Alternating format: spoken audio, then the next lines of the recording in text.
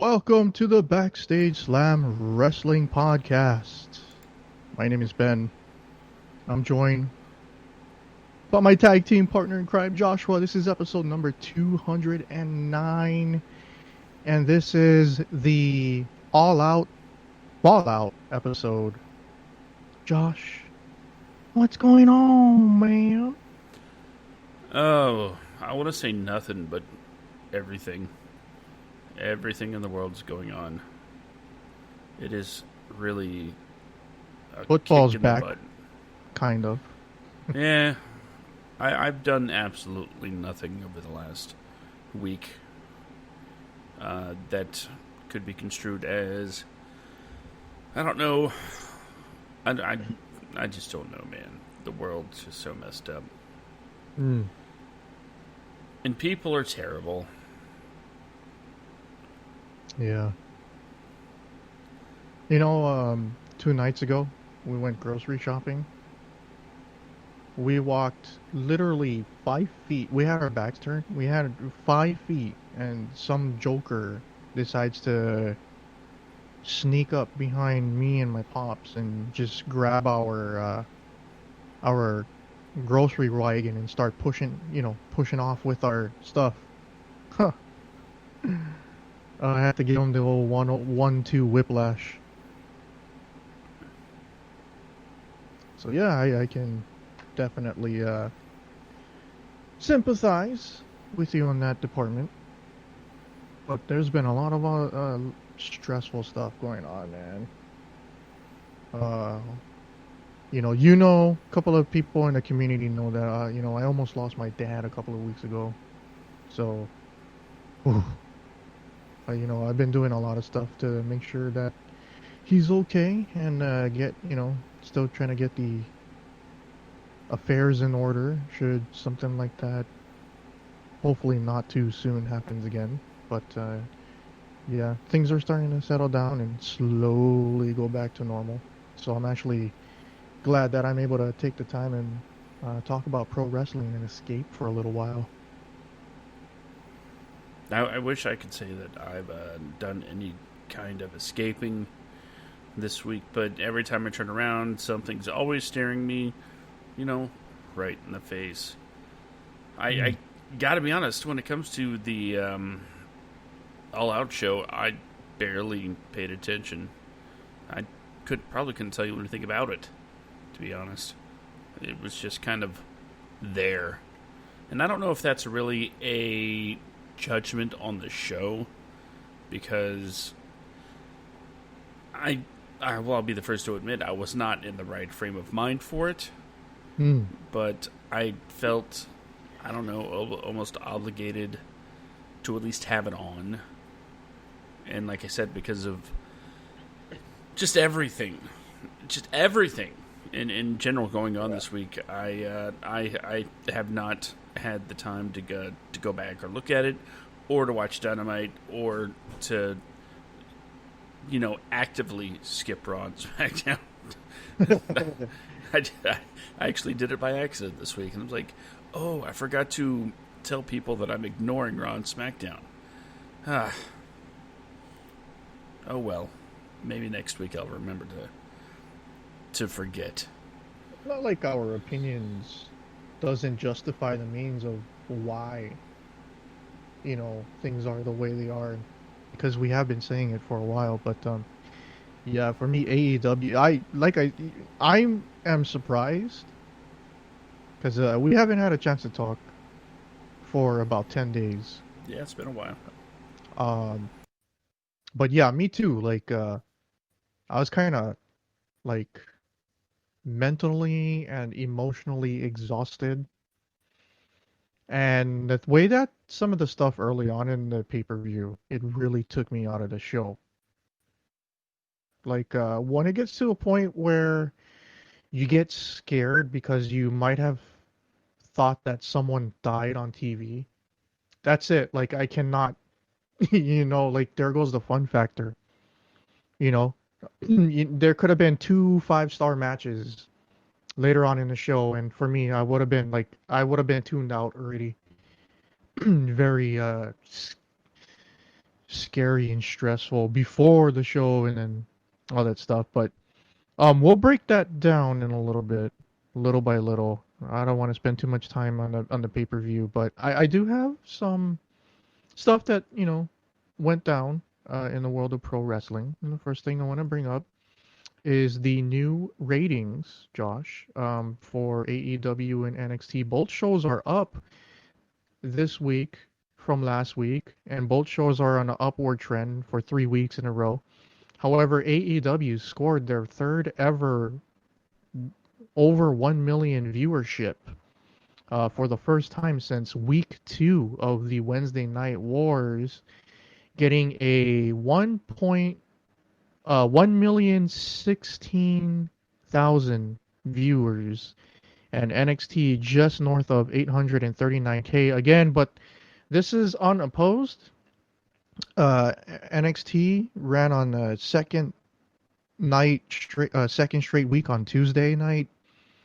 AEW went on a Wednesday night unopposed. Previously, AEW was on a Thursday and a Saturday before that, and still managed to stay within the 750K to the 850K during those 2 night shifts. So, congratulations to AEW, and a lot of things happened on that. And not surprisingly, Raw falling as little as 1.39 million for, I believe, their third hour this week. The lowest rated hour in 2019 for any WWE show. So, this week, AEW and NXT combined for almost 1.9 million. Almost 1.9 million. Which is enough to beat Raw for the last 3 weeks. Josh, I think you and I smell what The Rock is cooking, and we have been smelling that for over 2 decades now, but if AEW continues to trend upward slowly again, as more fans are starting to be allowed into the arena, with the inclusion of Taynara Conti and now Miro, the best man, Miro Day, is now all elite. Man, it's exciting times for AEW. Just when the wrestling world needing something, a big boost of energy overall. Because I hate to be that person, but I'm not trying to be negative about WWE. But even NXT is suffering right now, and I don't know why WWE is being so rudimentally below average when it comes to their creativity of making a good TV and enjoyable TV show. How do you feel about that? Well, I think Miro is going to be a great addition to the AEW roster. Of course, we've been saying this for a long time now. The timing of it's weird though, isn't it? Mm-hmm. Seems a little out of nowhere. It seems. He set us all up. He said on his Twitch channel 2 months ago that he quit wrestling. So this is a really big secret that he kept. Yeah. Everybody was genuinely shocked that, what? I thought you quit. A quick story. I don't know if you know this, but he released a video this morning that I just posted not too long ago on our Discord. 48 hours prior to him showing up on Dynamite, he went on social media blackout, and when he got to Jacksonville, he didn't have anything to wear.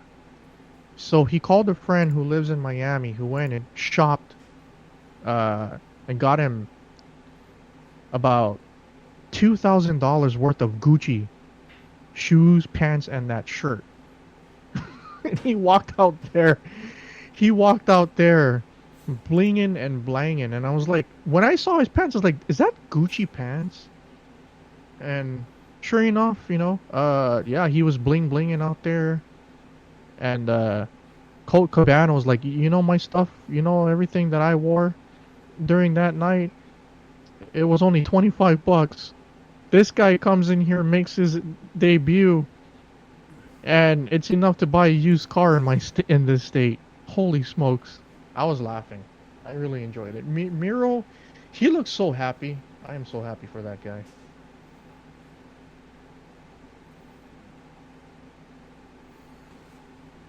I'm sorry. I realize that you can't see me pontificating here. Your words, and I'm just kind of soaking everything in. Drink it in, man. Yeah, that is, that's, yeah, it's pretty funny. I don't expect him to stay with Kip Sabian for long, though. No. It's a foot in the door, so to speak. We have an angle for you. Yeah. Which I mean, I'm glad, honestly, that they waited for as long as they did. One, I think it would have been, I don't want to say a detriment, because I don't think it would have been a detriment to his start in AEW if he jumped on board as soon as legally able to. It did mean that rather than rushing him to TV, they did wait until there was a spot and a way to utilize him, which if only the WWE could take that mindset between the main roster and NXT, things would go so much smoother, in my opinion. Having somebody come up to the main roster, it should be a big deal. Less so at this point, because NXT is on primetime cable TV, just like Raw and SmackDown. But the idea that you're getting moved up or even moved over from NXT to Raw or SmackDown, that shouldn't be a case of, okay, now's the time, so go to catering. Having waited until there was a spot is a great move. So it's not like he's just showing up and doing essentially nothing. They had him come when the time was right, put him in a story immediately, and that's the way it should be when you debut somebody. Even if you debut somebody and their first job is to, put on a couple of squash matches, take out the local talent, that's a debut at least, right? But to say, this person is now a part of this, and then you see them maybe a month later, especially when they've already kind of established themselves as this character in this role, in NXT, then it makes no sense to call him up and put him on the back burner. Now, one of my favorite things about Miro going to AEW is, of course, the fact that he finally has, or at least seems to have, the ability to use the things that gets him over in WWE and get over. There won't be anybody there to say, okay, man, you're selling too much merchandise, or hey, man, stop being so popular. You were able to sit in on one of his 6-hour Twitch streams just playing games and talking to people. He's been winning so many Twitch viewers and gamer fans, and they didn't even know that he's a pro wrestler or even that he was in WWE. They just see this big, jacked guy that looks like he's European, and they're like, "Whoa, you're so cool." And I keep reading in chat, "Wow, man, you just have this aura about you." Like I don't know why I like hanging out with you and just watch and listen to you because you have this charisma. And then everybody in chat like, he's a pro wrestler, da da da da da, and everybody's like, whoa, mind blown. Like, if he can do that for people who did not know who he is or what he did for the first time, and just find this big muscular dude playing video games, and just give them a mind blowing moment. I am so excited to see what he's going to be able to do now that he has a lot of creative freedom to take where his character needs to go. So happy. I And did pop. What's that? I popped big time. I did not yeah, expect yeah. him to come out. I was able to catch. I thought it was going to be some Pac. YouTube videos. Yeah. Yeah, I thought it was going to be Pac since he didn't show up at All Out because the travel ban was apparently starting to be lifted. So, and more guys are from the stateside are going to be able to fly to Japan soon. So that's why I was like, oh, maybe Pac is the best man for Kip Sabian, and then maybe Pac is just going to lay him out right then and there. But no, it was Brian Pillman Jr. came out, was the second guy. Some big rotund random dude came out first, and then the third guy to come out was like, oh, it's Miro. I was like, Miro Day. The crowd was saying, holy S, holy S. It was awesome. Yeah, it was. Like I said, I was able to see the YouTube video. So, I mean, naturally, when I heard that Miro debuted, I had to look at that. It was the first AEW clip since October of last year that shot north of 1 million in less than 24 hours. So he's moving the meter, Josh. I don't know what's going on at WWE right now. I think the biggest head scratcher an announcement that we've gotten the last couple weeks was the ban on all outside media platforms. Yeah. From what I understand, they dialed that back a bit, saying, "Oh no, we're not banning our talent from having Twitch channels or YouTube channels. They just can't use the name that we gave them because it was making money. Like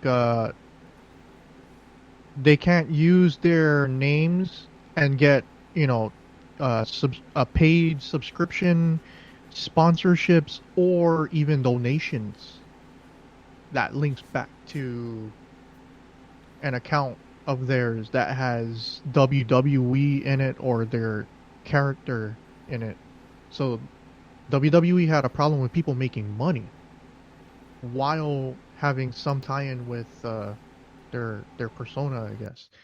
But I guess the politician who I guess he's a Democrat. I don't pay. Andrew Yang. I don't pay. Yeah. Yeah, Andrew Yang.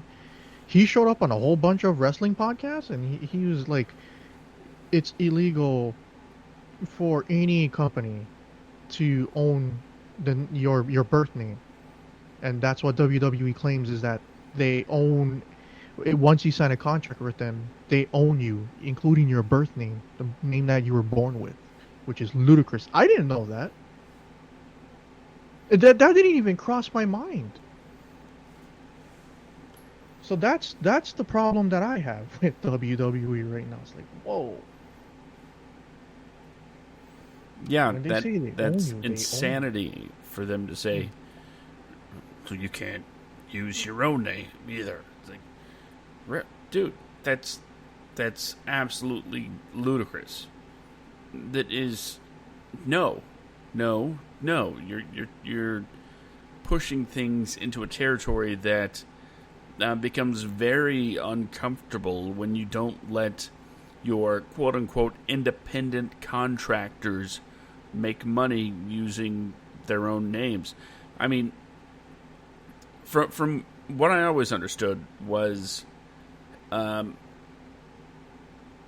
if you're a WWE talent, you are allowed to take independent bookings as long as A, it's not televised, and B, it doesn't conflict with a WWE show.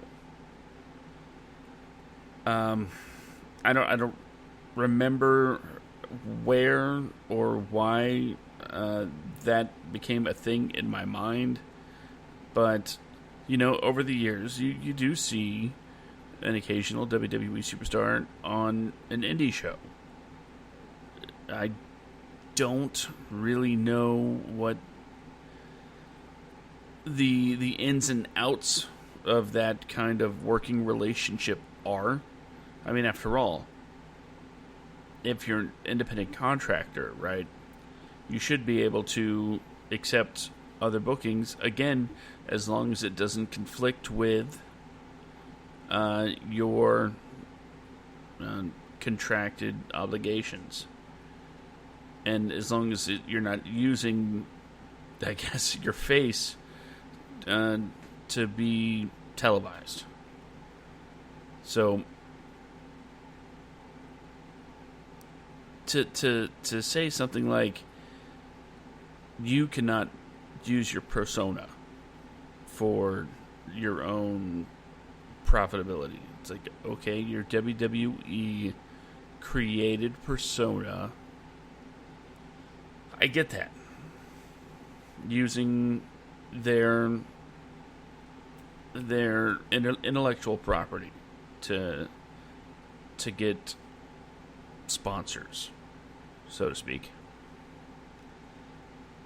But when you cross that line and you tell somebody, oh, and you can't use your real name either. That is no longer an independent contractor. That's an employee, and as an employee, you owe those people health care. That's why. Another thing that I brought up, like, could pro wrestlers in the entire industry, not just WWE, use this as an excuse to actually get a movement behind unionizing? And the politicians that was looking into this, they said, oh yeah, they definitely could. So I don't know, like, it's just a mess. Like, WWE is just a mess. So next month, AEW is going to be celebrating their 1-year anniversary for Dynamite, and on October the 14th edition of AEW Dynamite, the main event has been announced. Joshua, Jon Moxley will defend his AEW World Championship against Lance Archer for the anniversary show of Dynamite. Last time these two met was this past January 4th, where Jon Moxley defeated Lance Archer for the New Japan Pro Wrestling IWGP US Championship, a title that Jon Moxley still has, and will be defending on an unknown date against Kenta, who won the New Japan Cup USA tournament. Thoughts on that?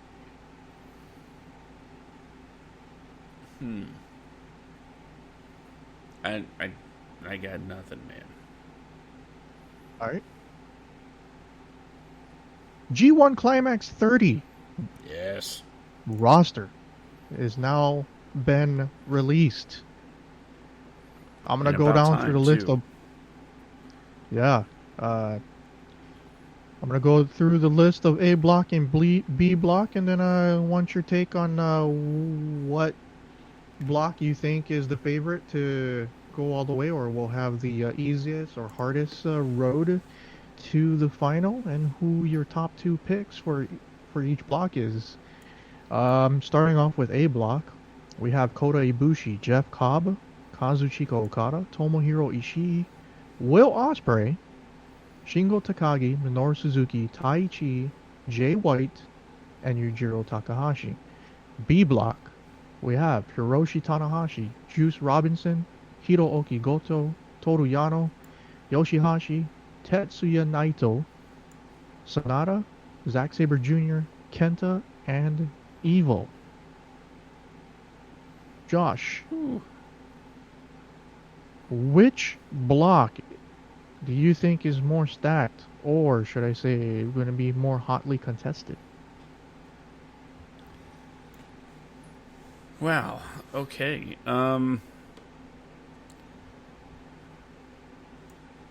It's definitely hard to say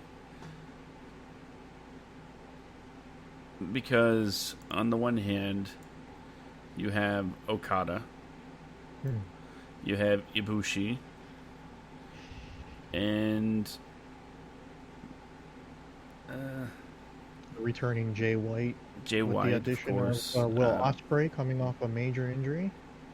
Minoru Suzuki is always, good for beat down. Yeah. But on the B block, B block has the most storylines. Zack Sabre Jr. I'd expect a lot from. Tanahashi, of course. Naito regaining the double title. Is in B block. Yeah. And we got issues in the Bullet Club. We got Kenta and Evil, who are close, and Jay White in A block, and not, and still stuck in New Japan America is OG Bullet Club, Tamatonga. The top four guys in the Bullet Club have differences in opinion. If you follow all four men on social media. So the Bullet Club is well, but not all is fine. It's very interesting. Jay White, former heavyweight champion. Kenta lost to Naito, trying to go after the double championship. Evil end up winning the double championship, getting a little bit of jealousy from Kenta and Jay White. So I don't know if it's going to be another small exodus from the Bullet Club, like we seen in 2018, or just I don't know, implosion. It's very interesting stuff going on. I will say this: the A block appears to have the tougher path. Like if I had to take on myself, if I had to be put in the A block or the B block, I'd probably go with the B block because that just, I don't know, it just seems like it would be easier.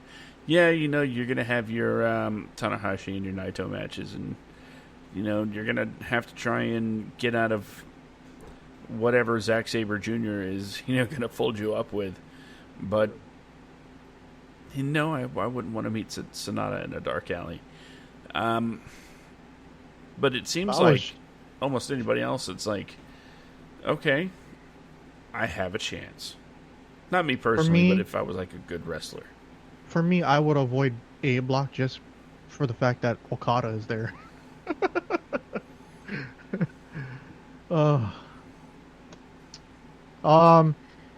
Let's get a dark horse pick for A block and B block. So I'll go first. I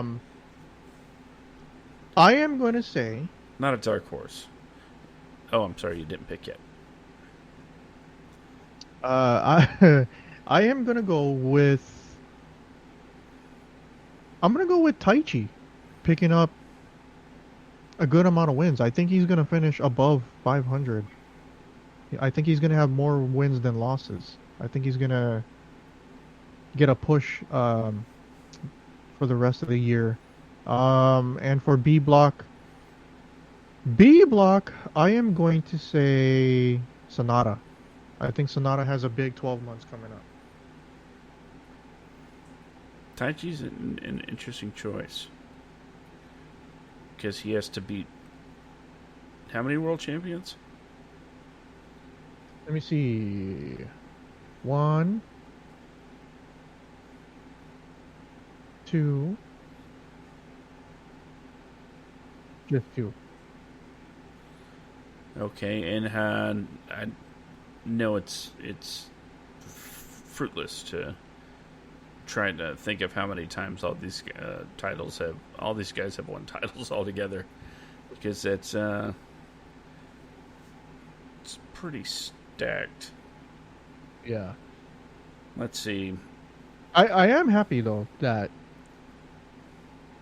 they at least I don't know, maybe this is Will Ospreay jumping up to the heavyweight division. I didn't see anything suggesting that it is a jump up, but his inclusion to it is making me think that way because Shingo Takagi did that last year. He ended up leaving the junior heavyweight division after last year's G1. Oh yeah, I remember that was a big thing. They made a big thing about that. He was the biggest star coming out of that. Okay, so I don't think Taichi's going to get past Ibushi. I mean, the way they've used Jeff Cobb is really weird because, you know, in the States he's like a monster, right? But in Japan, it's not the same. Yeah. So Jeff Cobb is really Cobb's a wild going card. into this not 100%, by the way. What's that? Cobb is going into this not 100%, just like last year. He's got a nagging knee issue. Same thing with Naito.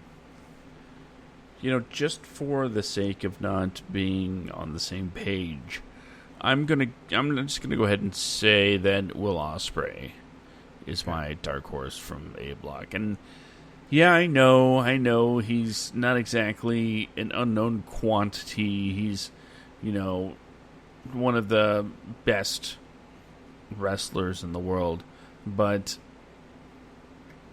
when it comes to this group,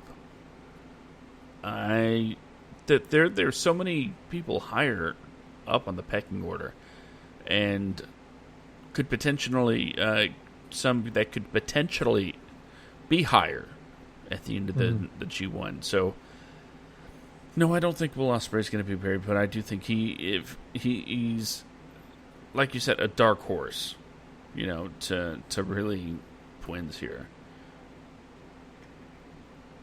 And for B Block, well, there's really only one natural choice, and I'm gonna say it. He's not even a dark horse. I'm not gonna use your little dark horse rules, Ben, because to me he is the clear favorite. He's the current king of pro wrestling. Toru Yano. He beat Okada a couple of weeks ago. He's got the big trophy to prove it. And he's going to be the G1 Climax winner. I said it. Yano. Wow. Okay, I was gonna head that way next. Okay. Next, I'm gonna give the prediction on who I see in the A block finals and the B block finals and who takes it all. I got Kazuchika Okada versus Jay White, with Jay White going over. And then I have on B block. B block is going to be a three-way tie. Three guys are going to finish with 10 or 12 points. But because of the process of elimination one of the three beat one of the other in the top three, and because of that, Naito gets the short end of the stick, but he gets a free pass to Wrestle Kingdom. Still, leaving the other two guys with the that's tied with the top points is going to be Kenta versus Hiroshi Tanahashi, with Kenta going over where the finals will see an all Bullet Club Jay White versus Kenta G1 final. And the finish of this match is going to be very messy, I predict, and I do see Jay White coming out on top over Kenta. Yeah, that's how I see the G1. I say Jay White gets the main event slot for Wrestle Kingdom. What you got? What do I have? Well, I think I made it pretty clear that in B Block, Toriano is going to just outright win. Who's going to be in the finals with?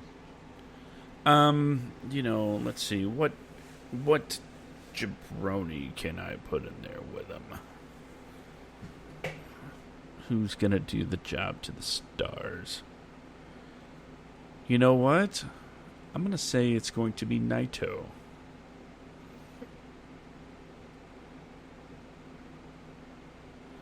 Naito and Toriano. How does that grease your apples there? I'm fine with it. So it'll be my guy versus your guy. You know, I was actually against Naito winning back the title after Evil only had a 5-week reign. I thought it was too early. I wanted to see a redemption angle, but I don't know. New Japan has been tight-lipped because two of their top 5 guys, their contracts are ending in a couple of weeks or in a couple of months. So,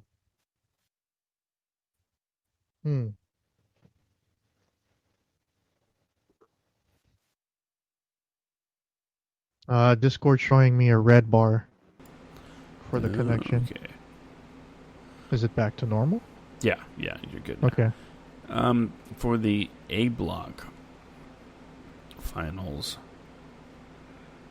I'm so tired of Jay White and Okada and Jay White and Ibushi and Jay White and Jay White. You know who's booking? You know who's booking? Jay White?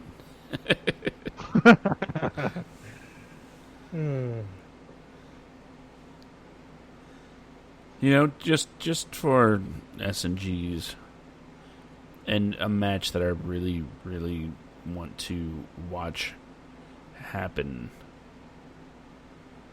I want Ospreay and Kota Ibushi to helm the finals. Nice. Strictly because I want to see them really, really go at it. On with some really good stakes on the line. Yeah. So that's what I'm rooting for. And keep this in mind. As with all past winners of the G1, it is mandatory that the winner of the briefcase, the contract for the Wrestle Kingdom main event, they have to defend it at least once between them winning it and Wrestle Kingdom.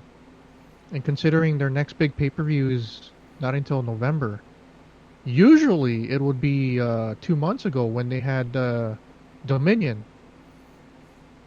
But, the Olympics got canceled because of Corona, and The G1 is pushed back an entire season because of this. So normally we would be seeing the last months we would have seen the briefcase be put on the line, if not then in November. But it's gonna be real tight, you know. It whoever wins the G1 doesn't necessarily mean that they get an automatic bid to January 4th or 5th. I Mm-hmm. think they're doing the 2 nights again this year, so yeah, it'll be real interesting. Um, but yeah, so you got Toru Yano going all the way. Mm-hmm. That's awesome. All right, I got Jay White winning just because of that's how the booking I see it. But I don't see Jay White going up against Naito. I see maybe Kenta or maybe Evil again. Um, but that's pretty much it. And then a quick summary of AEW All Out. I'm just gonna go through the matches, and give I don't know.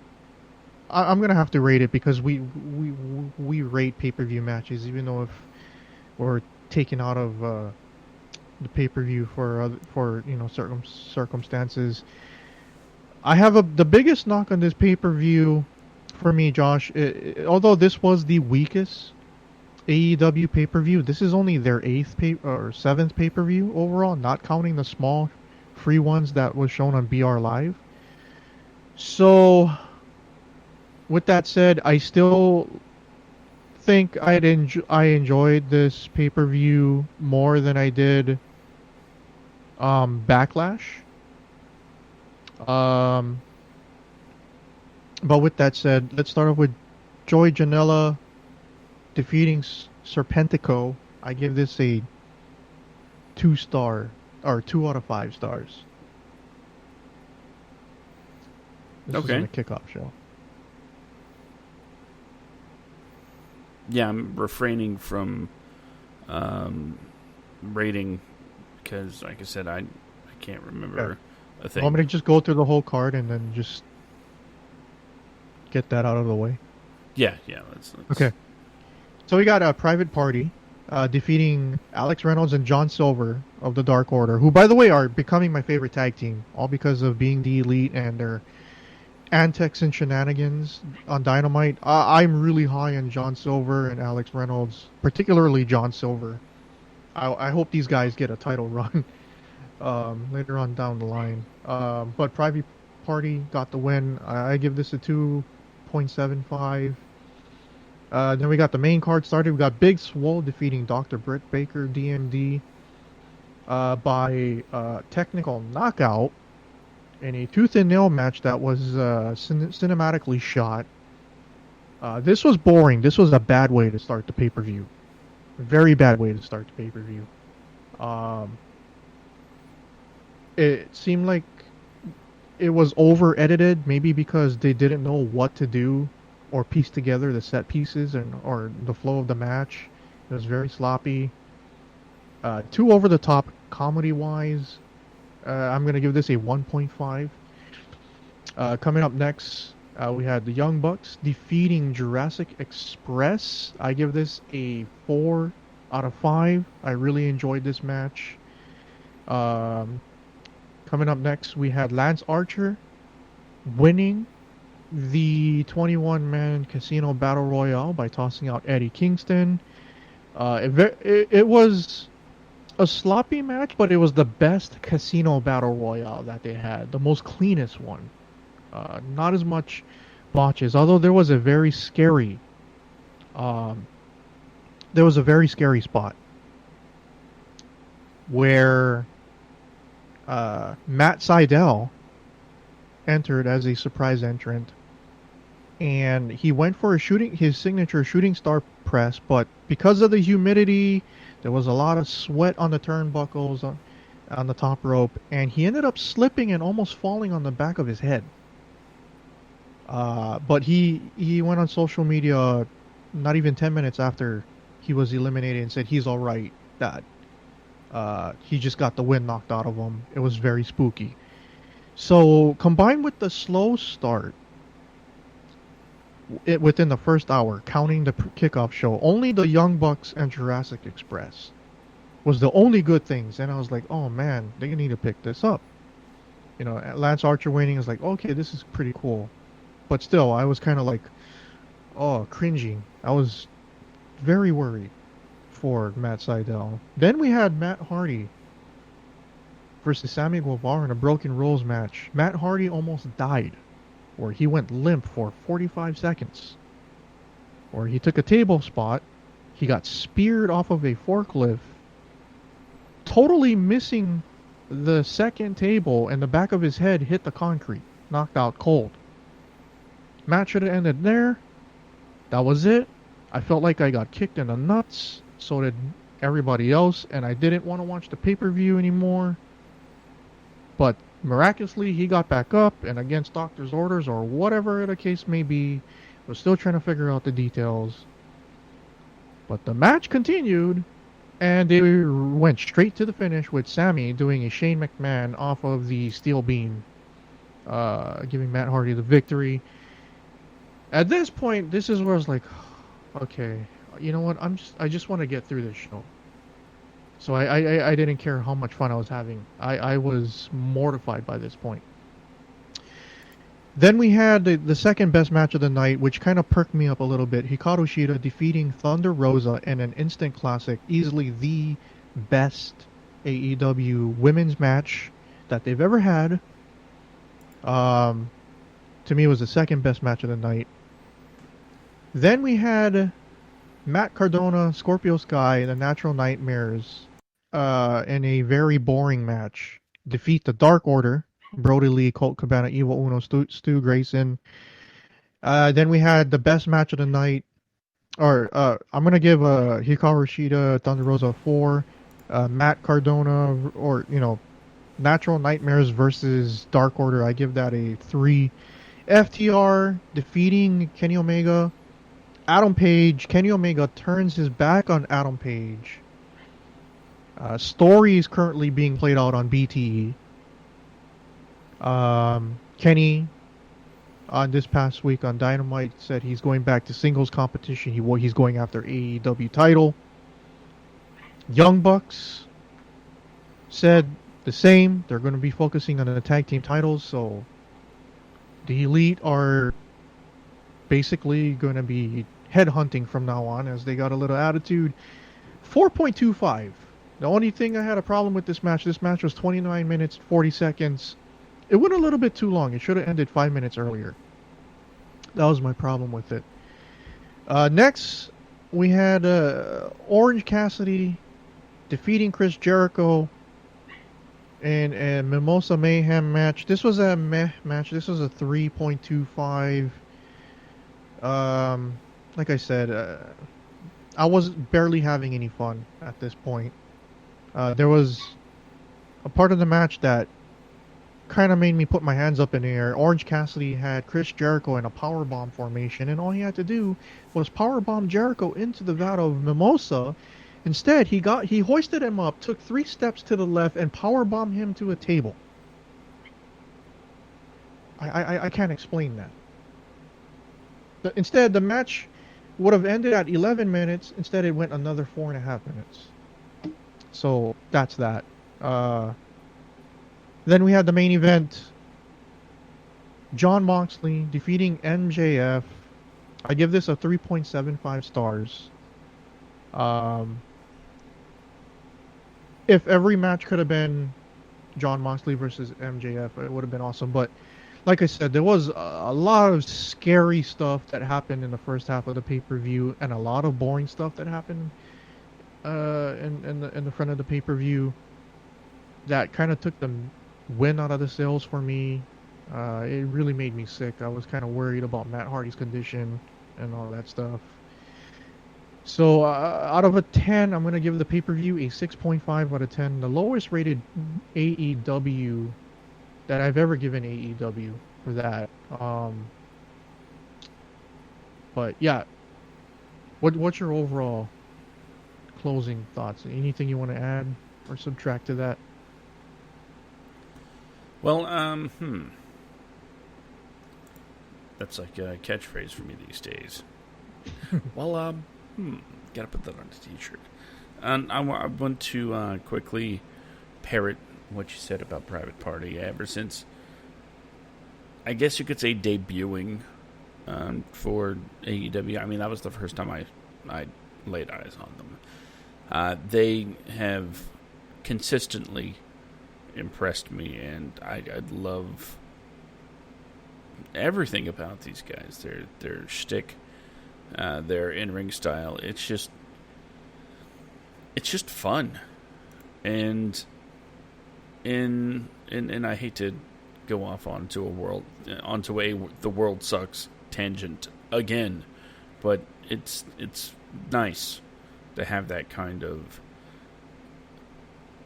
thing, I guess, to kind of take your mind off things as much as possible, because there are way too many gimmicks in wrestling that are trying to not necessarily mimic reality, but definitely keep one foot set in what's going on in the world. And I'm so tired.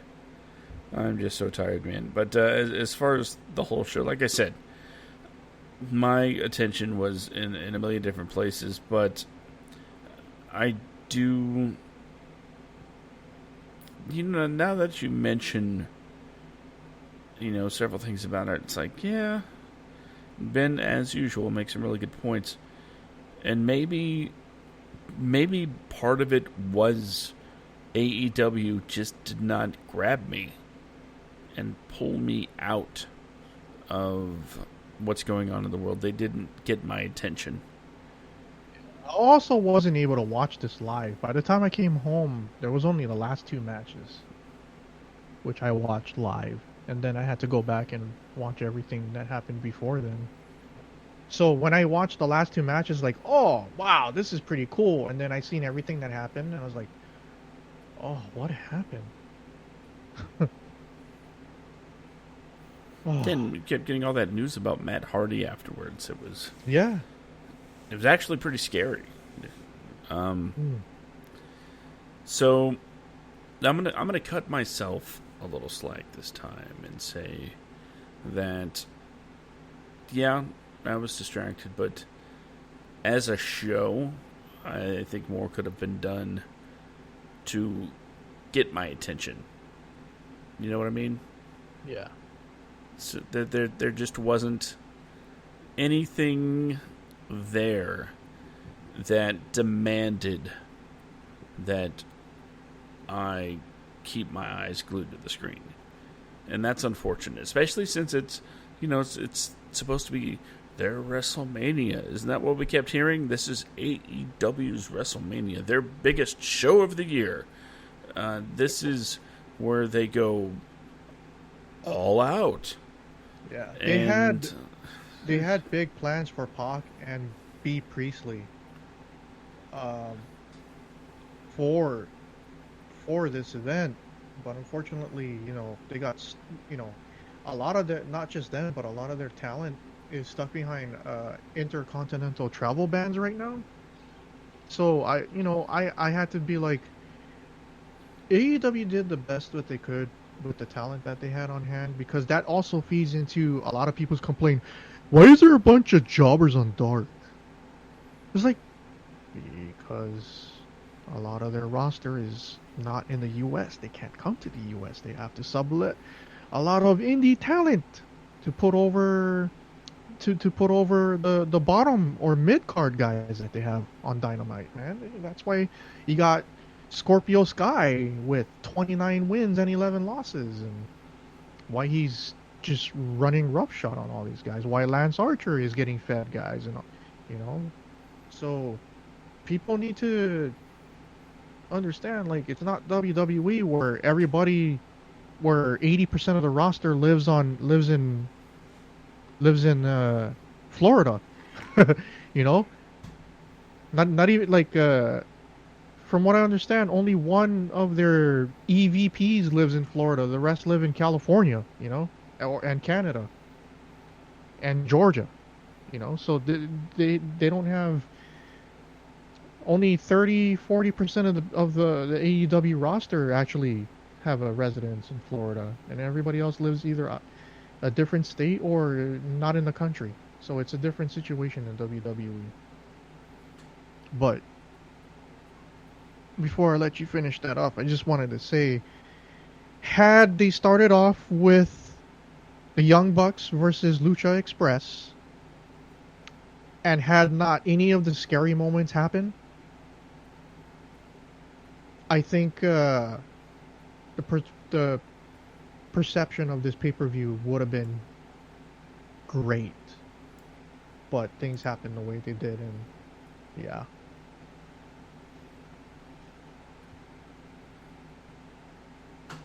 Maybe. Yeah. I could see how that could be a factor.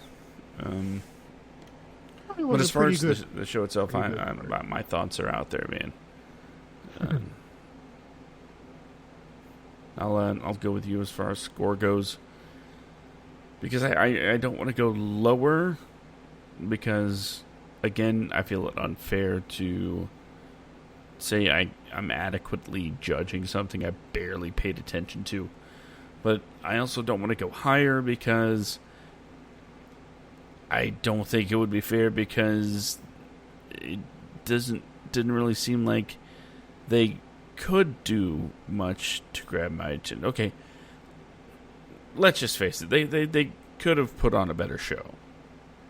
Yeah. But where the storylines were and everything, they... See, I'm trying to get a million thoughts out at once here. Personally, you know what I thought the worst thing about the pay-per-view was, Josh? What's that? And I hate that I say this. This is the second time I'm going to say this. Because of an AEW pay-per-view. The worst thing about the pay-per-view was Jim Ross. Yeah. It was like he phoned it in. There was no emotion coming from that guy. And he made a backhanded sexual comment to Anna Jay, the female that's in the Dark Order. Something about a wardrobe malfunction that did not go over well with social media. I was like, oh my god. JR, you're killing it for me, man. I'm a JR nut from way back when, just like everybody else. Me too. Attitude Era, Jim Ross was amazing. He was the voice of a generation. He called the biggest moments and created, or at least helped create, some of the biggest moments in WWE history. Just thinking at all of the Jim Ross isms that are just a part of the fabric of wrestling commentary to this day. By God, he's got a family. It's crazy how much influence Jim Ross has had from that table over the decades he's been in the business. I remember him being asked the question, "What do you do if you have to, use the bathroom during the show?" And he's like, "Well, you wear dark pants." Like, well, did he just say he pisses himself on the? Okay, man is dedicated to what he does. But with all that being said, it's there comes a time when it's time to hang it up. And I'm not saying Jim Ross is by any means bad. No, he's not bad at his job. We have seen bad commentary. We have seen bad people bad at that job, right? He is by no means bad. Even on his worst day, he will never be, quote unquote, bad at his job. But again, there comes a time when you have to realize it's time. And I would rather, and this is just my personal selfish reasons, Jim Ross, if you're listening to this, know that there is a ton of love for the work that you not only do, but have done for decades. I don't want to see a decline. I don't want to see a downward spiral in the quality of commentary from good old JR. I don't want that memory tarnished of the man that helped make a million moments. The man that Mick Foley says when he's planning his matches has Jim Ross's commentary in his mind to bring us epic events. I don't want Jim Ross to become half the commentator that he used to be. And I'd say it could be getting close to subpar for him. For him, mind you, like I said, on his worst day, Jim Ross will not be bad. But I also don't want this to be seen as some sort of misguided effort to downplay the contributions of Jim Ross, especially since Mauro Ranallo is now a free agent. But as I said, I don't remember if we were on the air or if we were just chatting privately. I think we might have been chatting privately. But I said, Mauro, his voice is what the AEW announced team sorely lacks right now. From what you said about All Out, Jim Ross was everything Mauro isn't. You know, Jim Ross, if he's just phoning it in and he's lacking the investment in what's going on, Mauro gives it in spades. He'll be overly enthusiastic. He has thousands of people screaming "Mamma Mia" at him because he, taking a page out of JR's book, knows how to put that exclamation point during fine moments in a match, during big moments in a match. And honestly, I think when it comes to commentary, whether it's play-by-play or color, people don't appreciate on a wide scale how important that job is in helping manipulate you. That's right. Manipulate your feelings about what's going on in that ring. They can take two people that you don't know anything about, and a good announced team, a good commentator would have you giving a damn about who's winning very quickly. Last thing I wanted to talk about on today's show is AEW and NWA will continue a somewhat working relationship, as this coming Wednesday night or I shouldn't say Wednesday night, they haven't confirmed it yet because the NBA playoffs. Mm-hmm. So right now, like, they're just saying, yeah, it's going to be on Wednesday, but there is a tagline, scheduled to change. But Thunder Rosa will be defending the NWA World's Women's Championship on Dynamite this coming Wednesday, Josh. I am excited for that. But here's the thing. You know what I'm really waiting for? What's that? when Cody eventually comes back on TV, he's shooting a game show with Bert Kreischer for TBS right now. But when Cody does come back, I hope that we get to see the NWA champion come in, and we get to see Aldis versus Cody too very soon. We need Aldis, and I want to see the NWA World Champion in AEW Dynamite. I think it'll be cool I do because too. they're not able to go right now financially, and because of the COVID thing. If I am not understanding, I think Ring of Honor just got back into service. If not today, yesterday, or earlier this week. You're an ROH guy. You can confirm that. But I saw online that ROH is back taping shows. So I really welcome to see more NWA stars. Like Ashley Vox. I think she's one of the top women stars that NWA has. You know, I want to see the working relationship with NWA and AEW continue. Thoughts on that? No, of course I think it's, as the Ninth Doctor would say, it's fantastic. They're doing exactly what the WWE should have been doing for years at this point, which is building working relationships with other promotions. Not that WWE needs it, not that AEW really needs it, but the fact that you are acknowledging that your world does not exist in a bubble.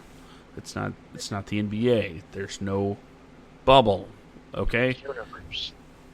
The people you hire have histories. Guess what? AJ Styles has a history. He's been in the business for a very long time. And sure, you bring it up, oh, AJ Styles, he did some work in Japan. It's like, you could definitely be more specific. You could definitely improve there. What was the line that Byron Saxton said during one of those pay-per-views? I think it was SummerSlam or whatnot. He said something about AJ. Yeah, when he was the top wrestler in Japan, he was the leader of a thug group. I'm like, what? Oh, just say it. Come on, Just say it. Act like Sam Kinison. I mean, Corey Graves got chewed out just for saying Bullet Club on an episode of NXT. I would gladly take the chewing out if I could just say one word. Bullet Club. IWGP. Come on. It's not rocket science. You have these guys, and they're like, well, when people look them up online, I don't want them to see other promotions. Well, guess what? There are people that don't know other promotions actually exist. I'm sure there's still a few of them, and I'm even fairly positive a couple of them might be older than 8. But for the vast majority of people that watch wrestling, they know that there's competition. And they know that there's other promotions. They know that when a guy comes into town, so to speak, and is told, the audience is told he's been around the world and whatnot, they're gonna look it up. They're gonna find out who the guy is. It's not a secret. There are no more secrets like that. If you want to know somebody's history, it's right there. It's right online. It's right in front of everybody. So, does Kevin Owens need to be Kevin Owens? Okay, sure. Name changes are cool sometimes. But does it mean that Kevin Steen never existed? No. And to instantly erase that background is absurd in my opinion. So I tip my hat to AEW and NWA for being able to come together in a working relationship and to not let little things like how much of the gate do we get, get in the way of putting on what could be some really amazing shows. So I applaud them. 100% fully behind this.